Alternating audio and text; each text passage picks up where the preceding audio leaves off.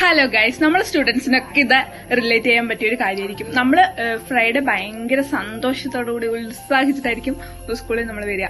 Saturday Sunday നമുക്കിന്ന് full വീട്ടിൽ പോയത് യൂണിഫോം ഒക്കെ മാറ്റി വെച്ചിട്ട് ഫുള്ള് കളിയായിരിക്കും.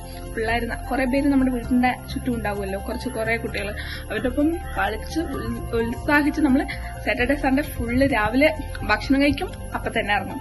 എന്നിട്ട് ഉച്ചയ്ക്ക് വീണ്ടും വരും, ഭക്ഷണം കഴിക്കും. ചിലപ്പോൾ അത് ഓർമ്മ പോലും ഉണ്ടായില്ല. അമ്മ വന്ന് വിളിക്കണേ, കഴിക്കാൻ വാ പറഞ്ഞ് വിളിച്ചാലേ നമ്മൾ വരത്തുള്ളൂ.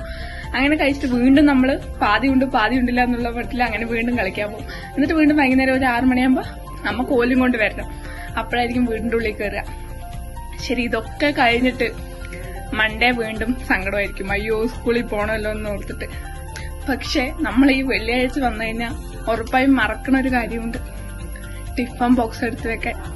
തിങ്കളാഴ്ച രാവിലെ അമ്മന്റെ ചോദ്യം കേൾക്കുമ്പോഴായിരിക്കും നമുക്ക് ഓർമ്മ വരിക, എവിടെ നിന്റെ ടിഫൻ ബോക്സ് എന്ന് ചോദിക്കുമ്പോഴായിരിക്കും അയ്യോ അത് ബാഗിൽ നിന്ന് എടുത്തിട്ടില്ലല്ലോ എന്ന് ചെന്ന് നമുക്ക് വരിക.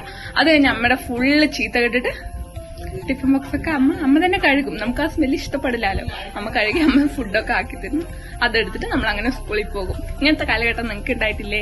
ഒന്ന് കമന്റ് ചെയ്യൂ. Okay, by.